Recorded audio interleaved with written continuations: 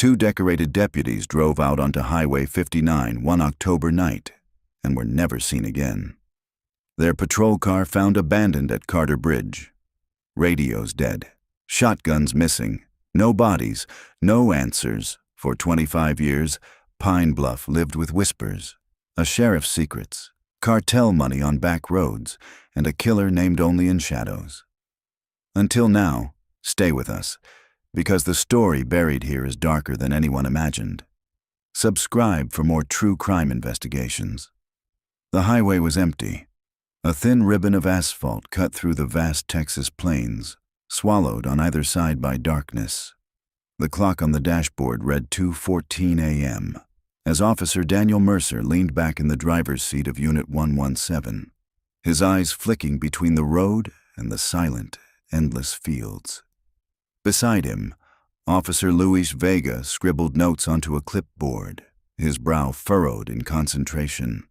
They'd been running patrol since 10 p.m., answering routine calls, a drunk and disorderly at the Texaco, a domestic argument that fizzled out before they arrived.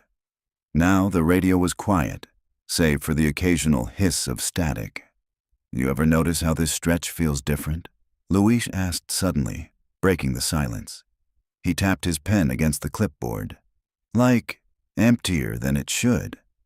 Daniel smirked. "It's the middle of nowhere, Luis. What do you expect? A carnival?" Luis shook his head. "No, I mean it. I've driven plenty of back roads, but this one feels wrong. Like we're the only ones left on Earth." Daniel didn't answer.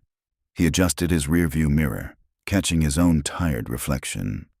42 years old, 20 of them on the force, and he still pulled graveyard shifts. His wife hated it, said it was killing him slow, but he liked the quiet. Out here, the world made sense. Rules, routine, radio chatter. The cruiser's headlights cut across a faded mile marker, 314. Luis tapped the glass. "We're close to the old Carter Bridge, yeah?" "Couple miles," Daniel confirmed. The Carter Bridge. Locals whispered about it. Kids dared each other to drive across at midnight, swearing they heard screams beneath the boards. Daniel dismissed it as nonsense, but still. He kept his eyes fixed on the road as the darkness thickened. The radio crackled. A voice came through, faint, distorted. "Unit 117, report your location." Daniel reached for the mic. "This is Unit 117. We're on Highway 59, about 3 miles north of the Carter Bridge." All quiet static answered him, then silence. He set the mic back in place. Luis frowned. "Dispatch cutting out again?" "Storm interference," Daniel said, though the sky was clear. They drove on. The hum of tires against asphalt became hypnotic. Luis yawned, scribbled one last note, then leaned his head back. That was when Daniel saw it. A set of taillights, glowing faintly ahead, like two red eyes floating in the dark. A car pulled onto the shoulder, hazard lights blinking. Daniel slowed. "Stranded motorist?" he muttered. As they drew closer, he noticed the car was old. A late 70s sedan, paint dulled, one tire shredded. The driver's door hung open. Luis sat up. "Guys out walking?" "No idea." Daniel pulled in behind the sedan, angled the cruiser for cover, and flipped on their overheads. Blue and red lights strobed across the empty fields. Both men stepped out. The air was cool, unnervingly still. Daniel's boots crunched gravel as he approached the sedan. "Hello, Sheriff's Department," he called. "Anyone here?" Silence. The car smelled faintly of gasoline. Daniel ran his flashlight across the interior. Empty. No wallet, no keys, no driver. Luis circled to the trunk, testing the latch. Locked. "Daniel," he said softly, "this doesn't feel right." Daniel was about to answer when a noise broke the silence. Footsteps. From the darkness beyond the ditch. Both officers froze, flashlights snapping toward the sound. "Sheriff's Department," Daniel called again. "Show yourself." A figure emerged. Male, tall, thin. His hands hung loosely at his sides as he stepped into the beam of light. His face was shadowed beneath the brim of a hat. "Car broke down," the man said, voice flat. Daniel felt a chill crawl up his spine. Something about the tone, emotionless, rehearsed. "Sir, step over here," Daniel ordered, keeping his hand near his holster. "We'll get you some help." The man didn't move. His head tilted slightly like a bird studying prey. Luis shifted uneasily. "We'll call a tow, okay? Just step toward the cruiser." The man smiled. It was wrong. Too wide, too slow. And then, darkness. The dashcam footage, recovered later, showed nothing more. Just two silhouettes in the distance, flashlights swinging toward the ditch, then the lens abruptly cutting to static. When a highway maintenance crew drove that stretch at dawn, Unit 117 sat abandoned, lights still flashing. The sedan was gone. The two officers were gone. No blood, no struggle. Just silence. For 25 years, the disappearance of Daniel Mercer and Luis Vega would remain one of Texas's most disturbing cold cases, whispered about in diners, dissected on late-night radio, speculated on in online forums. And for 25 years, no answers came. Until the summer of 2023, when a construction crew unearthed something buried beneath mile marker 314, something that would change everything. The sun had just begun its climb when the jackhammers fell silent. Dust drifted lazily in the air above the construction site at mile marker 314, settling on steel-toed boots and fluorescent safety vests. The crew foreman, Eddie Ramirez, wiped his brow with the back of his glove and glanced at the hole they'd carved through the asphalt. It was supposed to be routine, a new pipeline installation, nothing unusual. But now the men stood in a loose circle, eyes fixed on something half buried in the dirt. Eddie crouched, peering into the shadows. What he saw tightened his chest. A shape. Rusted. Jagged. The corner of a bumper. "Old car," one of the workers muttered. "Yeah," Eddie replied, though unease prickled at the base of his neck. This wasn't just some abandoned junker. This was deliberate. The earth around it was packed tight, as if the vehicle had been laid here, not crashed. "Keep digging," Eddie ordered, voice low. "Careful now." The backhoe operator maneuvered his machine with painstaking precision, peeling away layers of soil. With each scoop, more of the car emerged, a hood crumpled inward, windshield fractured into a spiderweb of cracks. By the time the roof was visible, Eddie had already dialed 911. "Sheriff's office, what's your emergency?" "This is Eddie Ramirez, foreman on the 59 expansion project. We just hit a vehicle underground. Looks like it's been here a long while." There was a pause on the other end. Then, "Stay put, sir. We'll send deputies right away." Eddie hung up, throat dry. His men shuffled uneasily, whispering among themselves. Nobody liked this stretch of highway. Too many stories, too many accidents that didn't make sense. Within half an hour, two sheriff's cruisers rolled up, lights flickering in the early morning haze. Out stepped Detective Sarah Collings and Deputy Troy Hill, both in plain clothes, but with the unmistakable authority of law enforcement. Sarah, tall and lean with sharp eyes, introduced herself with a firm handshake. She studied the half-buried vehicle in silence for several moments, her jaw set. "Get the perimeter secured," she told Troy. "Nobody near this thing until forensics arrives." The workers were ushered back behind the caution tape. Eddie lingered, arms crossed, watching as Sarah crouched near the car. Her gloved hand brushed away soil from the license plate. The letters emerged slowly, caked with rust but still legible. TX7FJ-412. Sarah's breath caught. She knew it. Not personally, but from the old case files, the ones that had been whispered about in every precinct she'd worked. The highway disappearance.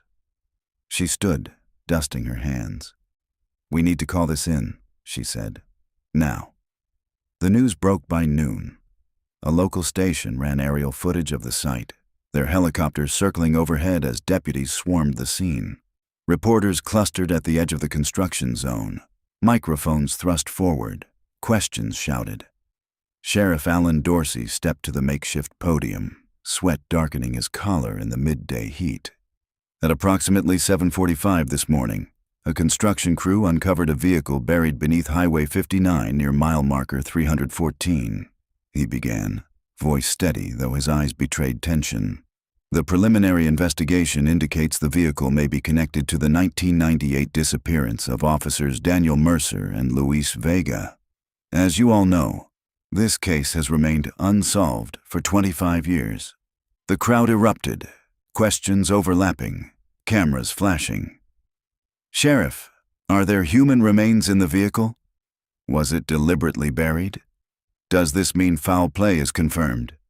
Dorsey raised a hand, silencing them. "We're still in the early stages. Forensics teams are on site now. What I can confirm is that the vehicle matches the description of the patrol unit Mercer and Vega were driving on the night of their disappearance.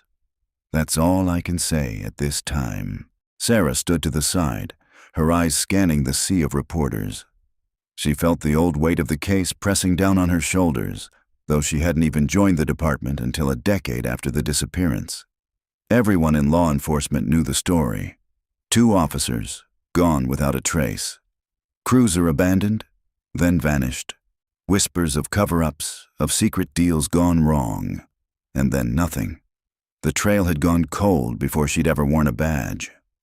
Now the past had clawed its way back to the surface.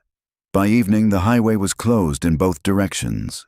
Portable lights bathed the site in sterile brightness as forensic crews worked methodically, cataloging every inch of the buried car. Sarah pulled on a fresh pair of gloves and joined the lead examiner, Dr. Yvonne Kessler, at the driver's side. The door had been pried open with hydraulic tools, revealing an interior preserved by soil and silence. "It's definitely the unit," Kessler confirmed, voice muffled behind her mask. She gestured to the cracked radio, the faded upholstery, the faint outline of the sheriff's emblem on the dash. "No doubt about it." Sarah's flashlight beam swept across the front seats. Empty. No uniforms, no bones, just dirt and rust. "Where are they?" Sarah muttered. Kessler didn't answer.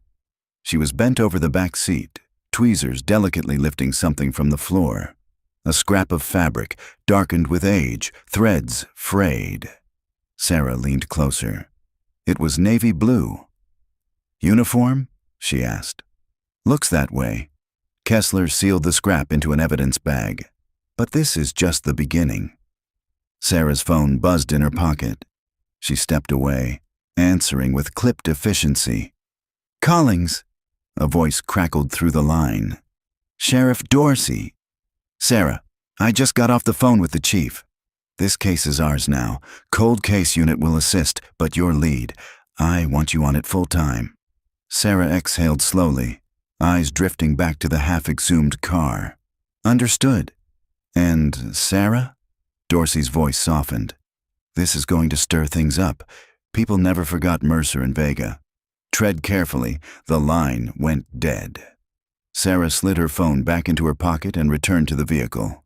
She crouched again, staring into the hollow darkness of the driver's seat. Somewhere, 25 years ago, 2 men had vanished into the night, their cruiser buried like a coffin beneath the asphalt. Someone had put it there, and whoever it was had been waiting, silent, as the years passed.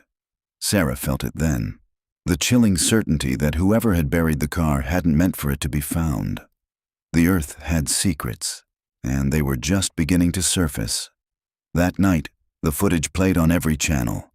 Drone shots of the car, headlines screaming, "Break-in 25-year-old highway disappearance." Interviews with aging relatives, with neighbors who remembered the night the officers vanished. But beneath the frenzy, a quieter current ran. Online forums lit up with speculation, old conspiracy threads resurrected. Some swore Mercer and Vega had stumbled onto a cartel shipment. Others claimed corruption, that the men had been silenced by their own department. Still others whispered darker things, that the highway itself swallowed people, that mile marker 314 was cursed ground. Sarah ignored the chatter. She sat in her office, case files spread across her desk, eyes red from reading reports until dawn. Every page carried the same unanswered questions. Every lead had ended in silence, but now there was a car, a physical anchor in the fog of rumor, and Sarah Collings was determined to follow it, wherever it led. The knock on the door came just after breakfast. Margaret Mercer set down her coffee mug, her hands trembling as though she already knew who stood on the other side. She hadn't heard from the sheriff's department in years, not since the last update that told her nothing new. Yet the sight of Detective Sarah Collings on her porch pulled her straight back to that September morning in 1998, when her husband never came home. "Mrs. Mercer," Sarah said gently, removing her sunglasses. "I'm Detective Collings. May I come in?" Margaret nodded, wordless, stepping aside. The house smelled faintly of lavender polish and old paper. Sarah noticed framed photographs on the wall as she entered. Daniel Mercer in uniform, his mustache thick, eyes kind.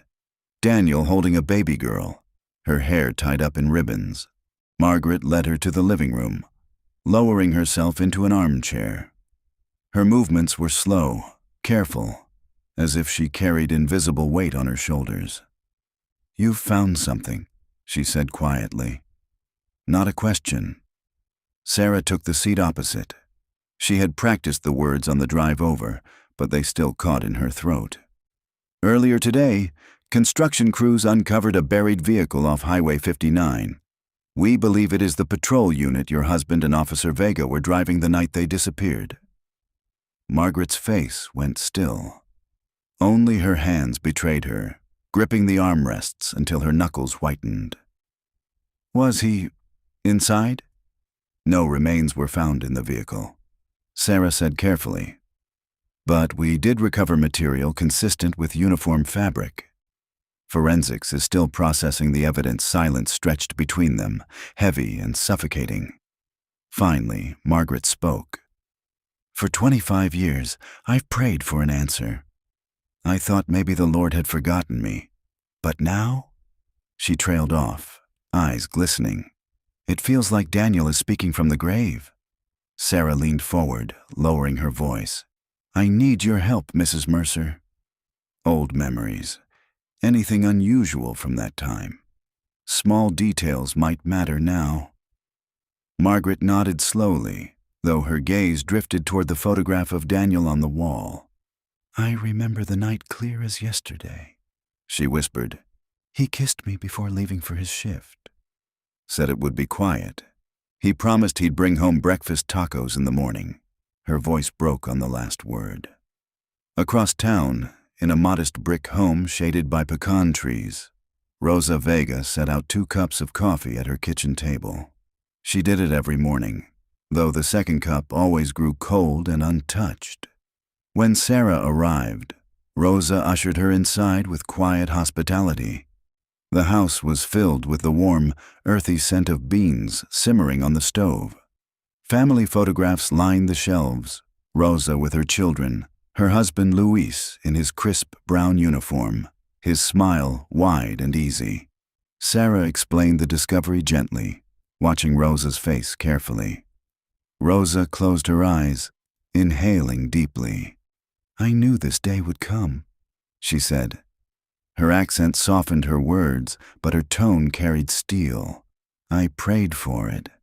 "Did you ever receive threats?" Sarah asked. "Anything unusual before Luis disappeared?"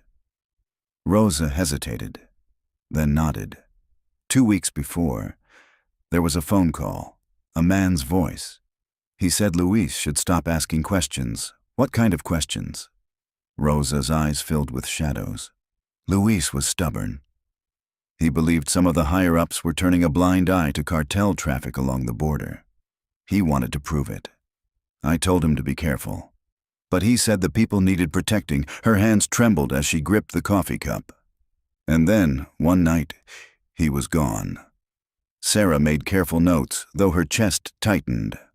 2 officers on a quiet patrol, yet both had reasons someone might want them silenced. Margaret's Daniel, known for his integrity, unlikely to look away.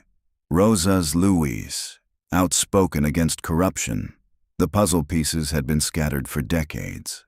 Now, with the car unearthed, they demanded to be assembled. By afternoon, Sarah returned to the station, where files lay stacked across her desk. Old case notes, faded photographs, witness statements yellowed with age. She opened one of Daniel Mercer's reports from the summer of '98. Scribbled in the margins was a phrase that made her stomach clench. Something rotten at Carter Bridge. Sarah sat back, the air thick around her. Carter Bridge. Locals whispered about it. Kids dared each other to cross it at night. But, in law enforcement circles, it was tied to rumors of drop-offs, meetings no one ever admitted to. She pulled another file. A statement from a trucker who swore he'd seen flashing lights near the bridge around the time Mercer and Vega disappeared. At the time, the claim had been dismissed as unreliable. But now, the buried cruiser lay only 3 miles from that bridge. Sarah leaned forward, her pulse quickening. Someone had tried to erase this case, bury it beneath asphalt and silence, but the ground had given up its secret, and the families who had waited a quarter of a century were about to learn the truth, no matter how dark it might be. That evening, Margaret sat alone in her living room, the television flickering with news coverage of the discovery. She muted the sound, unable to hear strangers dissecting her husband's fate. Instead, she stared at the framed photo on the wall. Daniel's eyes seemed to look back at her, steady and kind. "They found your car," she whispered. "What else will they find?" Across town, Rosa lit a candle in front of a small shrine to St. Jude, patron saint of lost causes. She whispered her husband's name into the flame. For 25 years she had lived with absence, with questions that clawed at her dreams. Tonight, she felt something shift. Not peace, not yet, but momentum. The dead were stirring, and soon, so would the truth. The bridge stood in silence, stretching over the sluggish brown waters of the San Jacinto River. In daylight, it looked ordinary. Concrete pylons streaked with rust, the guardrails scarred with graffiti. But Sarah Collings knew its reputation. To the locals, Carter Bridge was cursed ground. Kids whispered about headlights vanishing in the night, about screams carried on the wind. Truckers swore they avoided it after dark. And for years, police officers had dismissed those stories as superstition. But Sarah had seen the files. Daniel Mercer's scribbled note. Something rotten at Carter Bridge, burned in her mind. And now, a buried patrol car had surfaced just 3 miles away. She parked her unmarked sedan on the gravel shoulder and stepped out. The September air was heavy with humidity, clinging to her skin. The smell of algae rose from the water below, mingled with faint traces of oil and exhaust. Her boots echoed on the asphalt as she walked the length of the bridge. Every sound felt amplified. The rush of cars in the distance, the hollow thud of her footsteps, the river gurgling beneath. Halfway across, she stopped and leaned against the guardrail. From here, the drop was steep, the current deceptively strong. The river wound away between banks thick with cottonwoods, their roots knotted like arthritic hands. She imagined 2 officers pulling over late at night, flashing lights in the dark. A scuffle, maybe, a decision to make someone disappear. She closed her eyes and let the silence stretch, as if the bridge itself might whisper what it had witnessed. Back at the station, Sarah dug deeper. She requested traffic records from 1998, searching for unusual reports near the bridge on the night Mercer and Vega vanished. Most logs had been destroyed in a flood years ago, but one fragment remained. A call from a payphone at a roadside diner, timestamped 2:13 a.m. The caller had reported Flashing lights near Carter Bridge. Looked like cops in trouble. The note in the file was marked unsubstantiated. The diner had since closed, the payphone removed. Still, the timing was too precise to ignore. Sarah stared at the faded report until her vision blurred. Someone had seen something. 2 nights later, she returned with a search team. Floodlights illuminated the bridge, casting long shadows on the water. Divers prepared their gear, their wetsuits gleaming wet under the harsh light. The night air was cool, laced with the metallic tang of river mud. Target zone is 50 yards upstream, Sarah directed, pointing to an eddy where currents slowed. Start there. The divers slipped soundlessly into the dark water. Sarah gripped the railing, watching their beams of light cut through the murk. Every minute felt like an hour. Then, a flash of something metallic beneath the surface. "Contact!" one diver shouted through his radio. Moments later, they surfaced, dragging a sodden object between them. It clanged against the deck as they lifted it. A dented steel flashlight. The grip corroded. The battery long dead. The initials LV were faintly scratched into the casing. Sarah's chest tightened. Luis Vega. Forensics bagged the flashlight carefully. But it was what came next that sent chills down Sarah's spine. One diver emerged holding a strip of fabric, waterlogged but still clinging to its original form. Navy blue, with traces of a badge-shaped outline at the shoulder. A uniform remnant. News traveled fast. By morning, reporters crowded the department steps, demanding answers. Cameras flashed, microphones thrust forward. Is it true evidence linked to the missing officers was recovered? Are you treating this as homicide? Do you believe foul play was involved? Sarah kept her responses measured, her voice calm. We are conducting a thorough investigation. Evidence has been recovered and is undergoing analysis. At this stage, all options remain open. Behind her words lay the truth. This was no accident. Mercer and Vega hadn't simply driven off into the night and vanished. Someone had forced them into silence, and gone to great lengths to keep it that way. That evening, Sarah sat with Margaret and Rosa again. She placed the flashlight on the table between them. Both women stared as though it were a holy relic. That was Luis's, Rosa whispered, her voice trembling. He always carried it. Said the department-issued ones were too weak. He scratched his initials so no one would borrow it. Margaret reached for Rosa's hand. Together they wept, silent tears falling onto the wood grain of the table. Sarah watched them, her throat tight. She had delivered proof of loss, but also proof of existence. The men had left something behind. Their voices had not been completely erased. Later, alone in her apartment, Sarah spread the evidence photos across her coffee table. The flashlight, the fabric, the buried cruiser, and the single note. Something rotten at Carter Bridge. She couldn't shake the feeling that this wasn't just about 2 officers caught in the wrong place at the wrong time. It was about something deeper. Corruption, secrets, maybe a betrayal from within. She poured herself a glass of water, her hands shaking slightly. 2 men had gone out to protect their community. 2 men had never come back. And now, 25 years later, their case was clawing its way back into the light. Sarah leaned back in her chair, the night pressing in around her.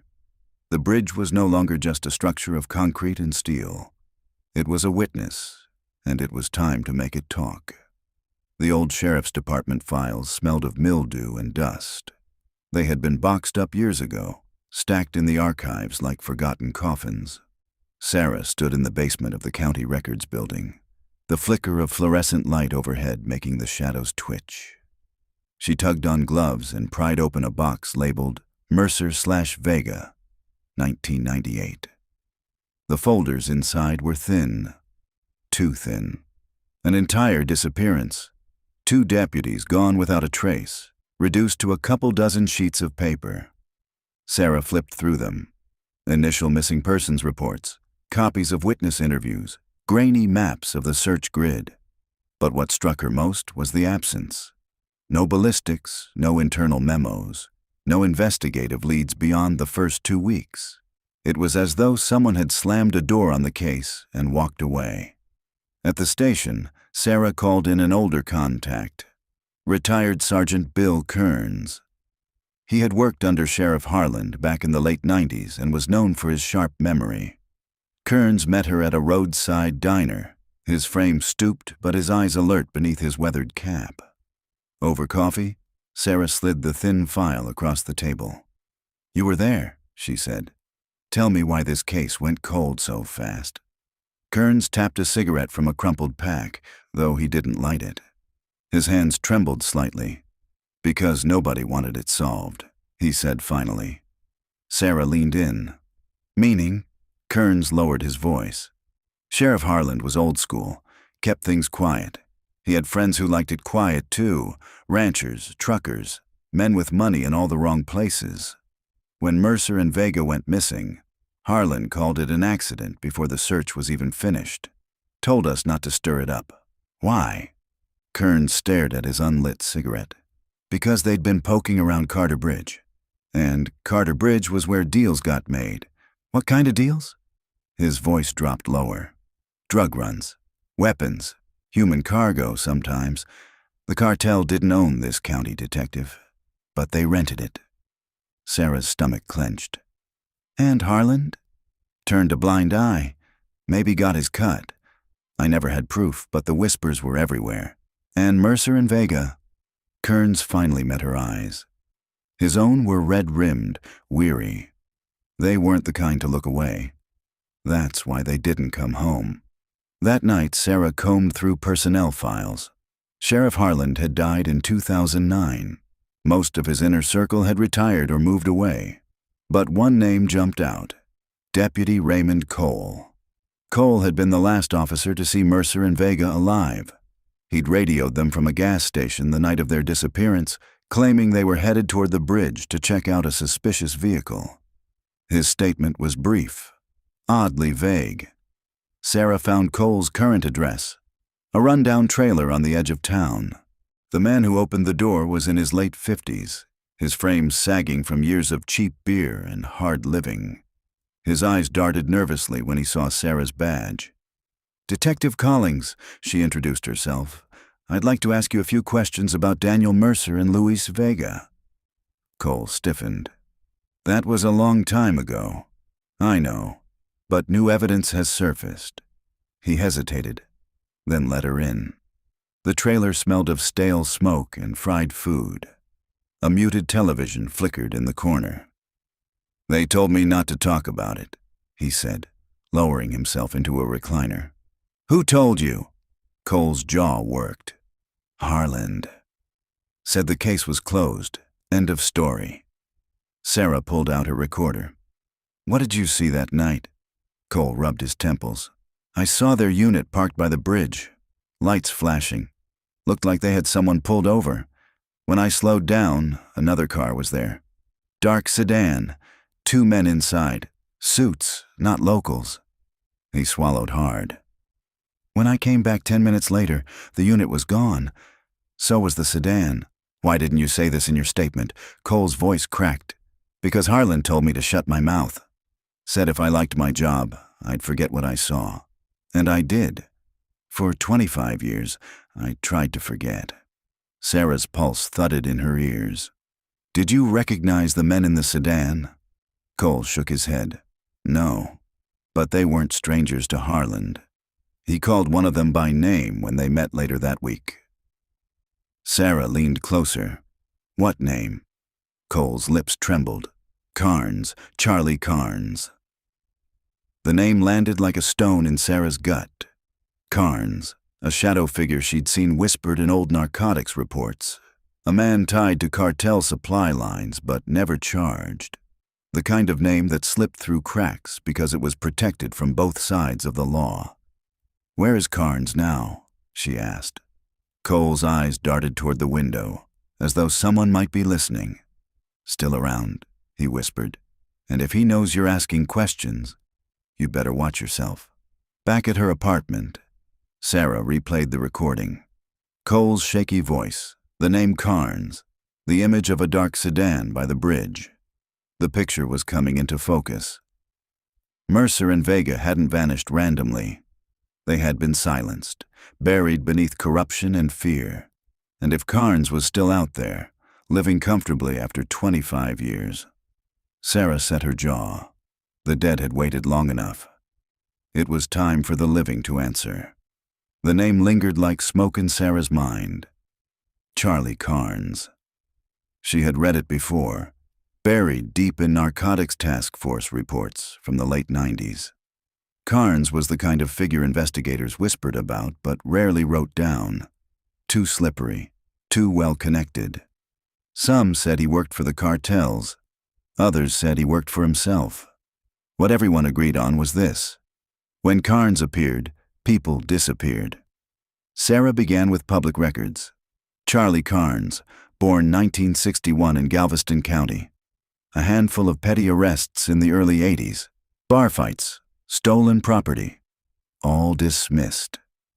By the 90s, he had reinvented himself as a logistics operator, running a fleet of trucks between Houston and Laredo. Officially, it was produce and freight. Unofficially, DEA files hinted at shipments that never passed inspection. But Carnes had never served a day in prison. His charges dissolved, witnesses recanted, and his money flowed into local campaigns. Sheriff Harland, she noticed, had received a suspiciously large donation the year before Mercer and Vega vanished. Sarah's chest tightened. The web was there, faint but undeniable. She drove south to Houston, the city's skyline rising out of the haze. At a dimly lit bar near the docks, she met with an old DEA contact, Agent Frank Morales. Carnes, Morales repeated, shaking his head. That ghost? Haven't heard that name in years. He was connected to Mercer and Vega, Sarah said. Their disappearance.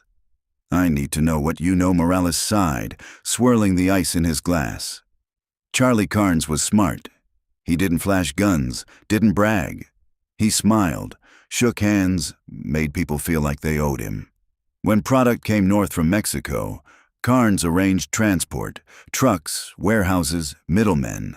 If something went wrong, someone else took the fall. He was a spider in the middle of the web, always just out of reach. Sarah leaned in. And now? Morales' eyes flicked toward the window, where the neon buzzed. Now he keeps a low profile. Owns a salvage yard outside San Marcos. Harmless, if you ask the locals. But the old-timers know better. Once you've had blood on your hands, it never washes clean. Sarah's pulse quickened. A salvage yard. The same kind of place where Mercer's cruiser had been found. Coincidence? Or a pattern? The next morning, Sarah drove to San Marcos. The salvage yard sat on the outskirts of town, a sprawl of rusting cars and twisted metal fenced with barbed wire. The sign out front read, Carnes Auto Salvage. A young man in greasy coveralls looked up as Sarah entered. Help you with something? I'm looking for Charlie Carnes, she said, flashing her badge. The young man's expression tightened. Don't think he's here. Where can I find him? He hesitated, then shrugged. Try the office. End of the row. Sarah followed a gravel path through rows of junked cars, their broken headlights glaring like blind eyes. At the far end stood a low cinder block office with a faded metal door. She knocked. After a pause, it opened. The man who stood before her was in his 60s, his hair gray at the temples, his frame still broad. His face bore deep lines, but his eyes were sharp, watchful. Detective, he said smoothly, as though he had been expecting her. To what do I owe the pleasure? Charlie Carnes. That's me. His smile was polite, practiced, but Sarah felt unease coil in her gut. This was not a man caught off guard. This was a man used to visitors, used to scrutiny, and used to surviving it. I'm reopening the Mercer and Vega case, Sarah said. 2 deputies who vanished in 1998. Their patrol car was found not far from here. Carnes' smile didn't falter, but his eyes flickered. Tragic thing. I remember hearing about it. But that was a long time ago. You knew Sheriff Harland, Sarah pressed. Records show campaign donations from your trucking company. Carnes chuckled. Supporting your local sheriff, is that a crime now? Sarah held his gaze. It depends what you were buying. The air thickened. Carnes leaned back against the door frame, crossing his arms. Detective, he said softly. I've been in this town a long time. Folks know me. If I had anything to do with those officers, don't you think it would have come out by now? Sometimes the truth takes time, Sarah replied. Carnes studied her, his smile fading. For a brief moment, his eyes hardened, flat and cold. Then the mask returned.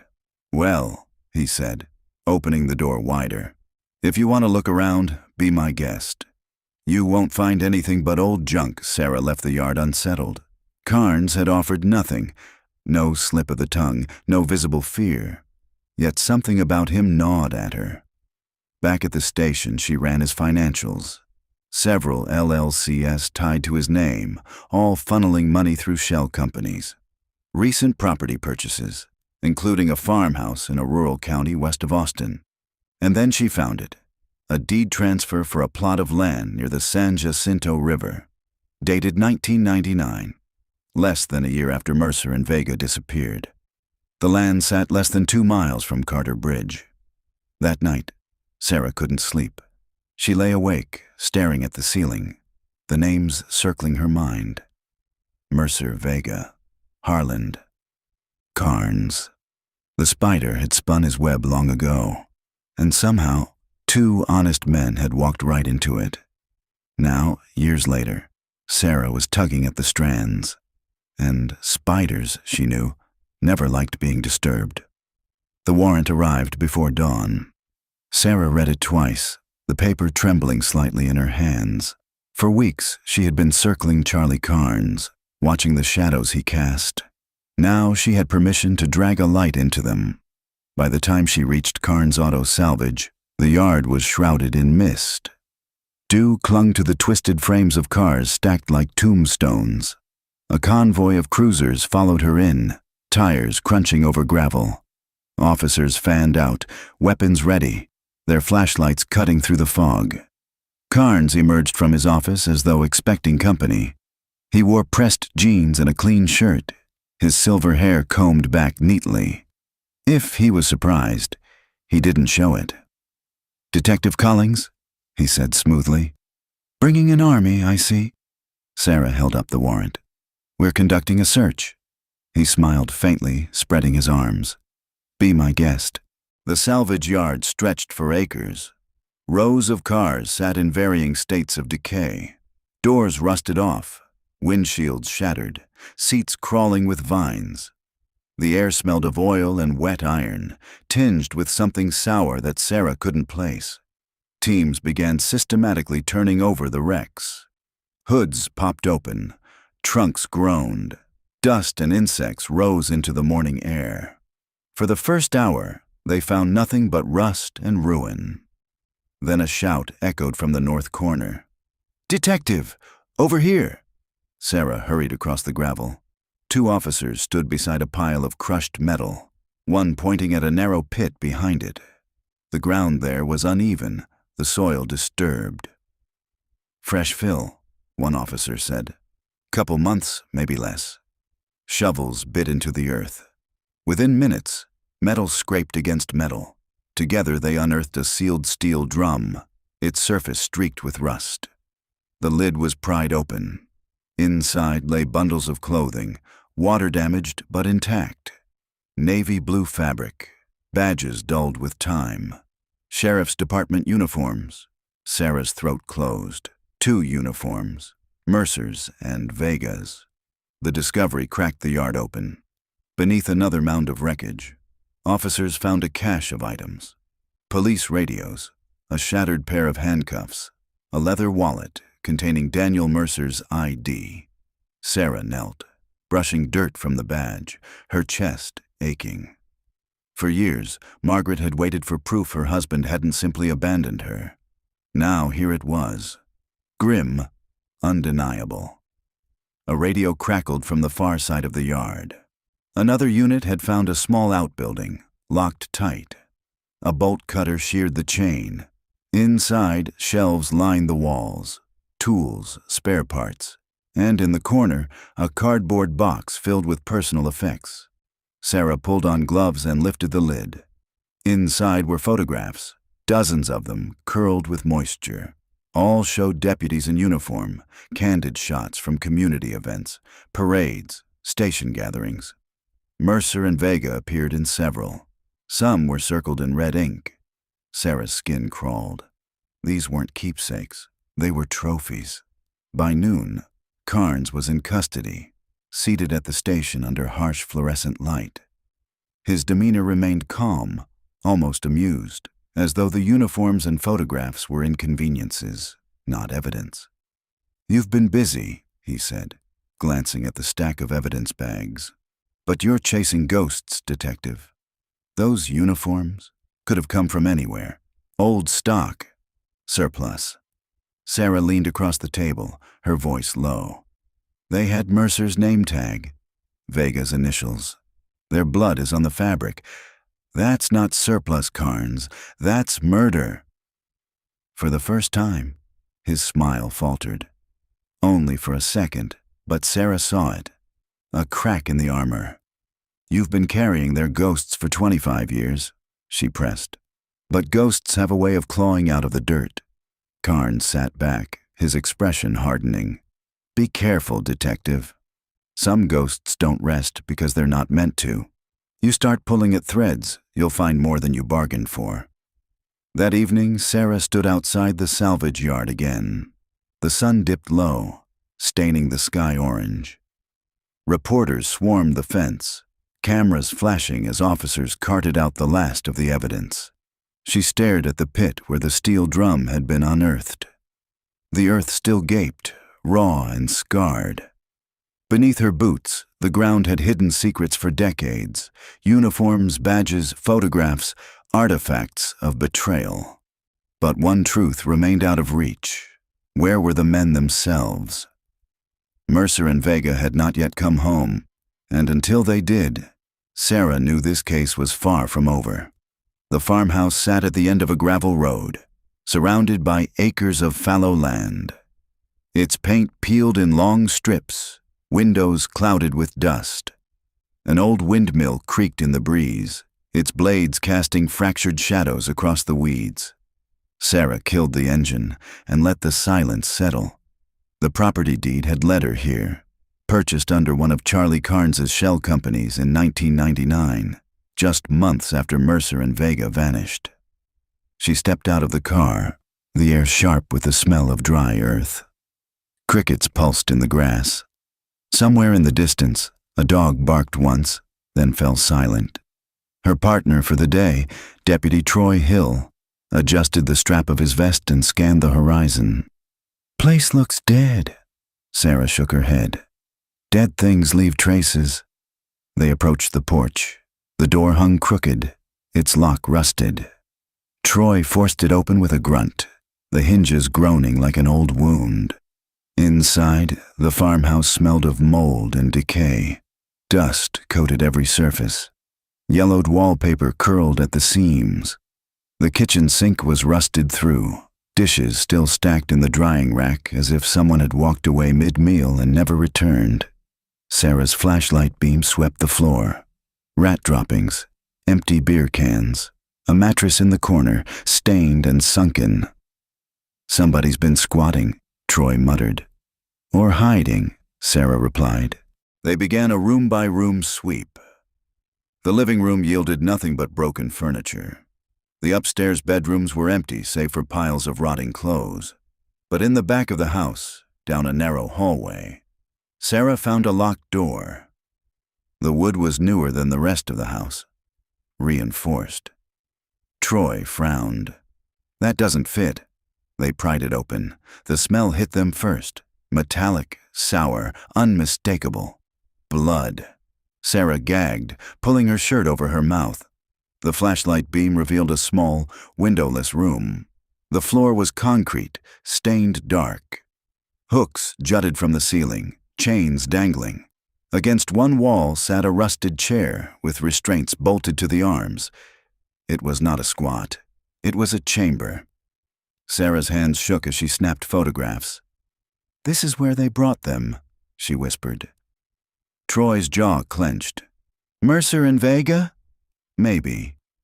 Maybe others on the far wall, carved into the plaster, were words scrawled by hand.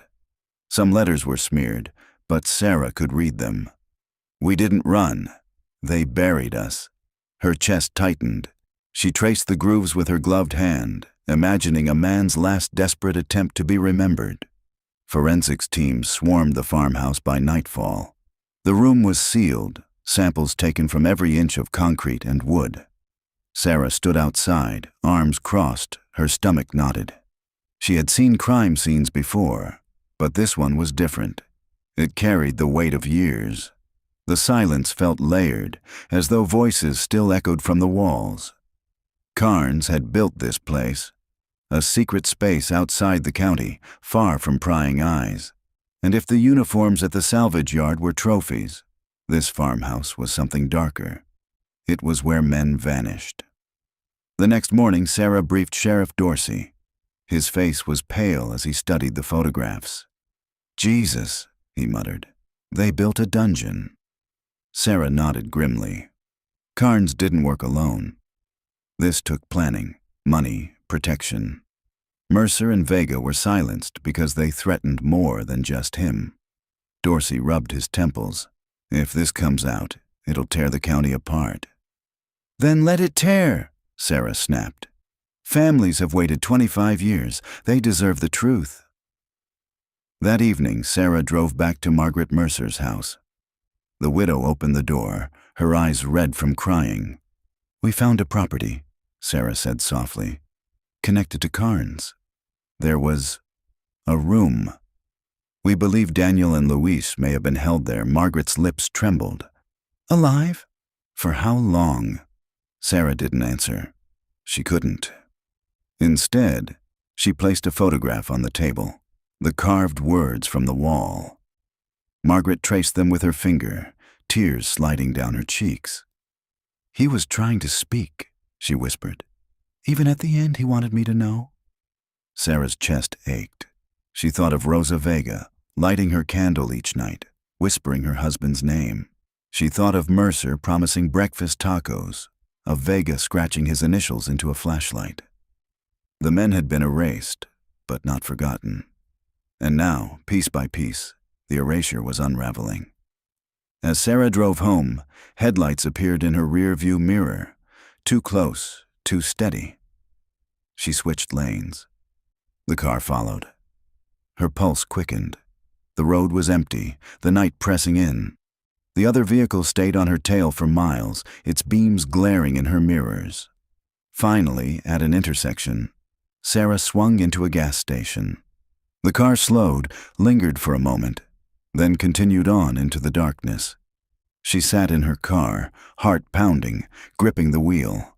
The message was clear. She was getting too close. The morning after the farmhouse raid, Sarah walked into the station to find silence. Conversations that normally buzzed through the bullpen died the moment she entered. Deputies lowered their eyes.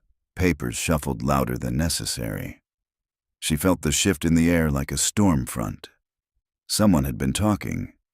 Sheriff Dorsey called her into his office. He sat behind his desk, his tie askew, his eyes rimmed with fatigue. A stack of papers lay in front of him, topped with an unsigned letter. "You've stirred up a hornet's nest, Collings," he said. "Council members are on the phone. County attorney wants to know why you're dragging an old sheriff's name through the mud." Sarah crossed her arms. "Because the mud is where he belongs." Dorsey's voice rose. "You think I don't know that? But the department barely survived Harlan's tenure. If word gets out, we had a black site torture room in a farmhouse." "It wasn't a black site. It was a killing room," Sarah cut in. Her pulse hammered, but her voice stayed even. "And if we bury it again, we're no better than he was." Dorsey exhaled, leaning back. For a long moment, The only sound was the hum of the air conditioner. Finally, he said, "Do your job, but keep it quiet. No leaks, no press. If this case blows up, it'll take the whole department down with it." The leaks began that afternoon. A reporter cornered Sarah outside the courthouse. "Detective, is it true blood evidence was found in a Carnes property? Are you investigating a cartel connection inside the sheriff's office?" Sarah froze. Cameras clicked. Microphones shoved toward her face. She forced a neutral smile. "No comment." Inside, her stomach churned. Someone was feeding the press details only an insider could know. That night, she met with Rosa Vega at the widow's modest kitchen table. The smell of simmering beans hung in the air. Rosa's eyes were tired, but her grip on Sarah's hand was firm. "They're trying to stop you, aren't they?" Rosa asked. Sarah hesitated, then nodded. "Someone doesn't want this case reopened." Maybe more than one someone. Rosa's lips tightened. "That means you're close." Her faith was unshakable, but Sarah felt the weight pressing heavier on her chest. Rosa's belief was a burden and a responsibility.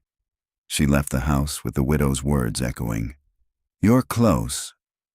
2 days later, Sarah returned to the farmhouse with forensics results. The concrete stains were confirmed as human blood. DNA testing was still pending, but the early markers suggested a match to the Vega family. Sarah's throat closed as she read the report. Rosa had lit candles for 25 years. Now the flame had a name. That evening, Sarah sat in her apartment. Evidence spread across her coffee table. Mercer's badge, Vega's flashlight, photographs of the farmhouse. She pored over them, trying to stitch the story together. The phone rang. She answered without looking. A man's voice, low, deliberate. "Drop it, detective, or you'll end up in the dirt with him." The line went dead. Her hand shook as she set the phone down. She replayed the voice in her head, calm, confident. It wasn't a random crank call. It was a warning. She checked her locks twice before going to bed. The next morning, Dorsey summoned her again. His expression was grim. "Internal Affairs is sniffing around," he said. "Someone's filed a complaint against you, says you're harassing retired deputies, fabricating evidence." Sarah stiffened. "Who?" "Anonymous," Dorsey said. "But we both know where it's coming from." "Carnes," Sarah said. "Or his friend still in uniform." Dorsey replied quietly. "Be careful, Collings. They're not just trying to kill the case, they're trying to bury you with it." Sarah drove to the salvage yard again, alone. She parked across the street, watching from behind her windshield. Workers moved among the wrecks, oblivious. The office door was closed, curtains drawn.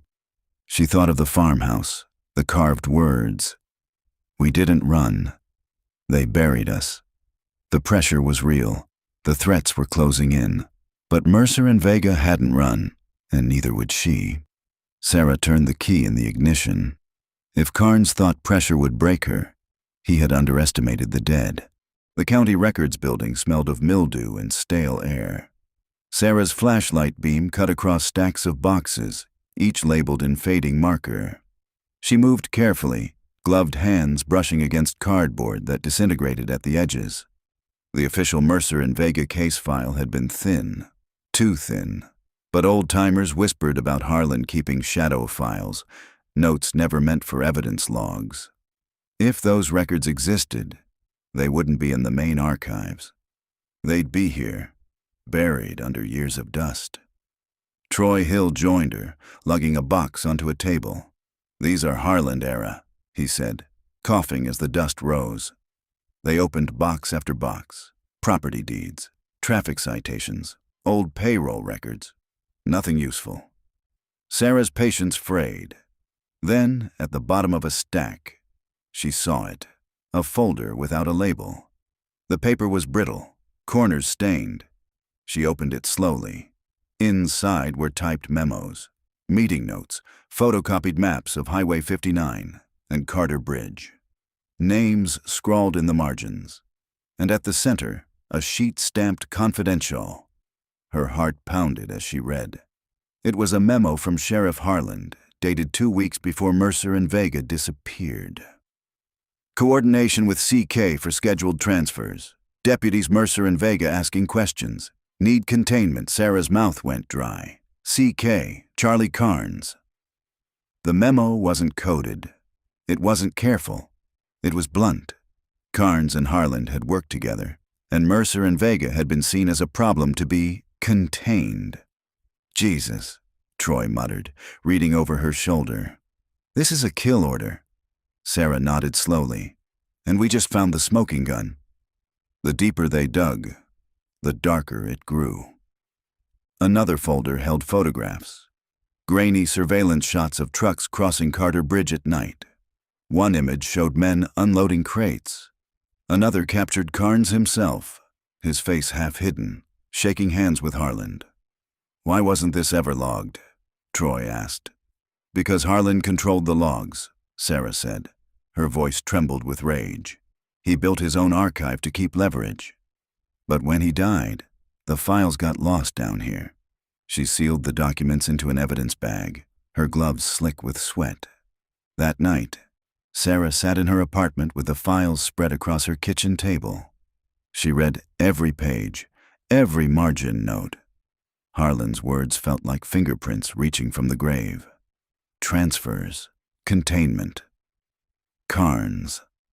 The story was clear. Mercer and Vega had discovered cartel shipments moving across county lines under Harland's watch. They had pressed too hard, refused to look away. Harland had called Carnes. Carnes had silenced them. Sarah leaned back, staring at the ceiling. 25 years of silence. And now the truth was bleeding out of cardboard boxes. But proof was dangerous. Proof put her in the crosshairs. Her phone buzzed. A text message from an unknown number. Stop digging, Collings. Last warning, she stared at the screen until her reflection blurred. The next day, Sarah presented the files to Dorsey. He read in silence, his face pale, hands tightening on the pages. This could bring down half the county, he said finally. It needs to, Sarah replied. Dorsey looked at her with something like fear. Do you understand what happens when you drag Carnes and Harland's names into the light?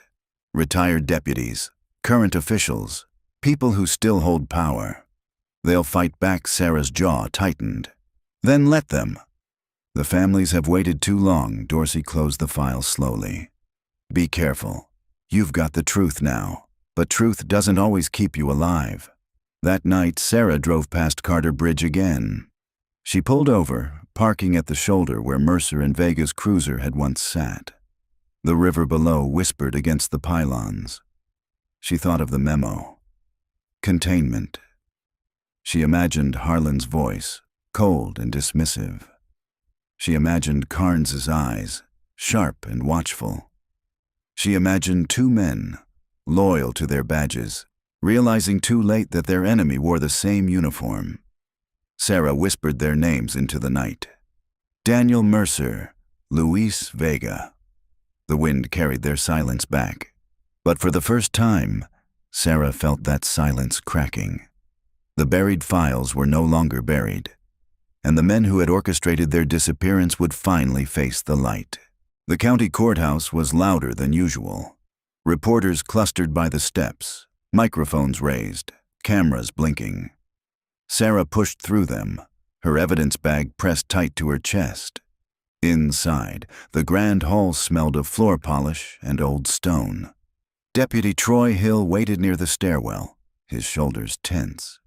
You sure about this? He asked. No, Sarah admitted. But waiting won't make it safer. They climbed to the 3rd floor, where District Attorney Albright's office overlooked Main Street. Albright was a hard woman with sharp eyes, her silver hair pulled back like a blade. She greeted them without warmth. You said it was urgent, she said. Sarah set the files on her desk. This is Sheriff Harland's hidden archive. It links him directly to Charlie Carnes, and it suggests Mercer and Vega were eliminated for uncovering cartel shipments. Albright's expression didn't flicker. but her hand tightened on the papers. She leafed through them with deliberate slowness. Finally, she looked up. "Do you have any idea what you've walked into?" Sarah met her gaze. "I know exactly, and I know silence has killed this county long enough." News spread fast. By evening, Sarah's name was in headlines. Buried files tie former sheriff to cartel network. Local stations ran grainy photos of Harland with Carnes, broadcast the word containment like a drumbeat. But behind the noise, Sarah felt eyes on her. At the grocery store, on the street, in the rearview mirror. The unknown number texted again. "Final warning. Walk away." She deleted it, but her hands shook on the wheel. 2 nights later, Sarah's doorbell rang just past midnight. She reached for the revolver she kept by her bed. When she opened the door, Reed Carraway stood on the porch. His face was pale, his eyes wide. "They're coming for you," he said. Sarah's pulse jumped. "Who?" "Everyone tied to Carnes. My father tried to shield you, but you've lit the fire now. They'll put you down before they let this out." Reed stepped closer, desperate. "You need to disappear. At least until the DA decides what to do with those files." Sarah didn't move. The memory of his hands on the blue handbag still lived in her bones. "Why are you here, Reed?" "Guilt?" He flinched. "Because I know what Carnes does to people who get in the way. And I don't want to see it happen again." The following morning, Sarah drove to the edge of Carter Bridge with Troy. The river rolled brown and endless beneath them. "Harlan thought this was his graveyard," Troy said softly. Sarah nodded. "But graves don't stay closed forever." She pulled a small recorder from her coat pocket. "Carnes is still alive, and now he knows I've got proof Troy's head whipped toward her. You're going to confront him?" "I have to," she said. "He's the last thread." The meeting happened in a roadside diner off Highway 59. Sarah chose the booth farthest from the door. The hum of the neon sign outside flickered across the glass. Carnes arrived late, wearing a faded ball cap pulled low. He slid into the booth opposite her, his presence like a shadow. "You've made noise," he said. His voice was soft, almost kind. Sarah steadied her breathing. "Noise is what happens when truth crawls out of the dirt." He smiled faintly. "You think you've dug up truth. What you've dug is a grave. Your own." She pressed the recorder on, hidden in her pocket. "Tell me about Mercer and Vega." Carnes leaned back, eyes glittering. "2 boys who believed a badge made them untouchable. But everyone has a price, and when there's no price, there's containment." The words slid from his mouth like oil. Sarah felt her throat tighten. "You killed them." "I didn't have to," Carnes replied. "Others did what was necessary. Men like Harlan understood balance, and now you've tipped it." For a long moment, only the clatter of dishes filled the space. Sarah kept her gaze locked on him. "You've lived in shadows for decades," she said, "but shadows only last until someone lights a match." Carnes' smile faded. His hand twitched as if reaching for something beneath the table. The diner door opened. 2 state troopers walked in, scanning the room. Carnes froze, his eyes narrowing. Sarah leaned forward. "It's over. The files are out. You can't bury them again." Carnes' jaw worked, rage tightening his face. Then he stood, his chair scraping. He walked out without another word. But Sarah knew the war had only just begun. That night, Sarah sat alone in her apartment, the recorder on the table. Carnes' voice replayed in the dim light. Containment. The word was enough. Enough to prove intent, enough to finally bring the case to trial. But Sarah also knew what Carnes had said was true. Graves didn't open without something, or someone, being dragged down into them. And she felt, with bone-deep certainty, that Mercer and Vega's fight was now hers.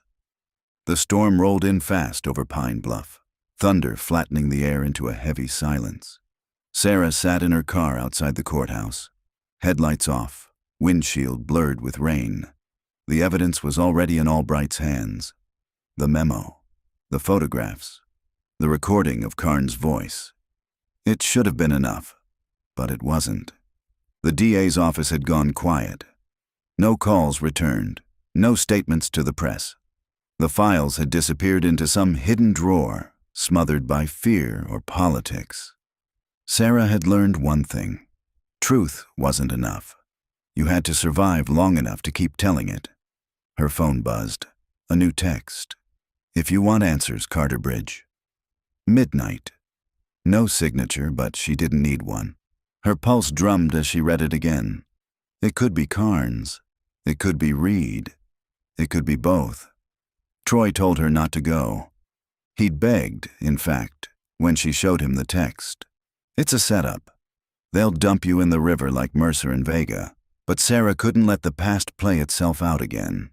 She holstered her revolver, started the car, and drove. The bridge loomed through the storm, its iron bones rattling under sheets of rain. Sarah parked at the shoulder, the same place Mercer and Vega's cruiser had been found. Headlights flared behind her. A pickup rolled up slow, engine grumbling. Reed Carraway climbed out first. He looked thinner, soaked through, his face drawn tight with fear. "Karns knows you've got the files," he said. His voice shook. "He wants them back." "They're already gone," Sarah replied. Reed's eyes darted to the shadows under the bridge. "He doesn't believe that. He's here." A shape moved beneath the girders. Then Karns stepped into the rain. His presence swallowed the night. "You just couldn't leave it alone," he said, his voice carrying under the storm. Sarah held her ground. Neither could Mercer and Vega. Karns smiled faintly. "And look where it got them." He lifted a pistol, the black barrel glinting with rain. Reed flinched. "Don't." "She's not." "Shut up," Karns snapped, his eyes never leaving Sarah. "You brought her here. That makes you useful." For now, Sarah's hand hovered near her revolver, but Karns was faster, steadier. His eyes held no hesitation. "You think those papers matter?" he asked. "Truth dies the second men like me decide it does." "You've seen that already." Sarah forced herself to breathe evenly. "You're wrong. The files are in state custody now. Your voice is on record. You can't silence everyone." Karns' smile twisted. "Watch me." He raised the gun higher. Before he could fire, Reed lunged at him. The two men slammed against the guardrail, the pistol clattering to the asphalt. Sarah dove, her fingers closing on the cold steel of the weapon. She rolled, aimed, then froze. Karns had Reed in a chokehold, his arm clamped tight around the younger man's throat. "Shoot me," Karns growled, "and you kill him." Reed gasped, his face purpled in the rain. Sarah's hands shook. The barrel tracked them both, her breath ragged. "Let him go," she said. "You don't give orders here," Karns spat. "You write obituaries." He dragged Reed backward, toward the railing. The river boiled black beneath them. Sarah saw it then. Karns wasn't just threatening. He was going to throw Reed over. She steadied her grip. "Last chance." Karns' eyes locked on hers. Cold, calculated, certain, and Sarah fired. The shot cracked like lightning, echoing across the bridge. Karns staggered, releasing Reed, his hand clutching his side. He snarled, lunging again, but Sarah fired twice more. Karns collapsed against the guardrail, his body folding, blood darkening in the rain. For a moment, he stayed upright, glaring at her through the storm. Then he tipped backward, vanishing over the edge. The river swallowed him whole. Silence fell except for the rain. Reed dropped to his knees, coughing, clutching his throat. You killed him," he rasped. Sarah lowered the gun slowly. Her arms trembled with adrenaline. "No," she whispered. "The river did." They stared over the railing, but the water carried no trace. No body, no shadow. Just the endless churn of the current. Sarah felt a hollow pit open inside her. If Carnes had survived, he'd crawl back from the dark, and if he hadn't, he'd become the kind of ghost that never let go. Either way, the trap had been sprung, and she was still alive. She drove back through the storm, Reed silent in the passenger seat. The bridge receded behind them, but the weight of it pressed on her chest. Her mind replayed Mercer and Vega, the files, Harlan's memo, Carnes' eyes in the rain. The cycle had ended, or begun again. Sarah didn't know which. Morning came slowly to Pine Bluff. The storm had passed, leaving the streets damp, the sky a washed-out gray. Sarah sat at her desk in the sheriff's office, her hair still damp from the night, her clothes smelling faintly of rain and gunpowder. Across from her, District Attorney Albright read the official incident report. Her jaw tightened, but her voice was calm. So, Carnes fell into the river after sustaining multiple gunshot wounds. Sarah nodded. Current swept him away. No recovery, Albright set the papers aside. Then it ends here. Sarah leaned forward. No, it begins here. We still have the files, his voice on tape. The families deserve more than a shrug and a missing body. Albright's gaze lingered, then softened a fraction. The families will have their day. I'll see to it Sarah didn't thank her. Promises in Pine Bluff had always been cheap. 2 days later, a press conference filled the courthouse steps. Reporters jostled for space, cameras flashing. District Attorney Albright stood at the podium, the sealed evidence bag beside her. After 25 years, she announced, the disappearance of Deputies Daniel Mercer and Luis Vega can finally be traced to corruption and collusion at the highest levels of county law enforcement. Sheriff Harlan concealed evidence, colluded with criminal elements, and orchestrated the silencing of his own men. Gasps rippled through the crowd. Flashbulbs popped. Sarah stood at the edge of the crowd, her badge catching the weak sunlight. She didn't smile. Closure wasn't supposed to taste like ash. Albright continued, we honor the sacrifice of Deputies Mercer and Vega, who paid the highest price for their loyalty to justice. Their names will be entered into the state memorial, and their families will receive the recognition long denied them. The applause rose like thunder, but Sarah only heard silence. That evening, Sarah drove to the Vega family's small house on the east side. Mrs. Vega met her at the door, her face worn but her eyes alight with something close to relief. They told me, she whispered, clutching Sarah's hands. After all these years, they told me. Inside, photos of Luis lined the mantel. His patrol portrait, his wedding picture, a snapshot of him holding his infant son. Mrs. Vega pressed Sarah's hand to her cheek. You gave us back his name. You gave us back the truth. Sarah swallowed hard. I only carried the torch. He lit it. She stayed for coffee, listening to Mrs. Vega talk about her son, about the years of silence, the endless not knowing. When Sarah left, the sky was dark again, but her chest felt lighter. A week later, divers found nothing in the river.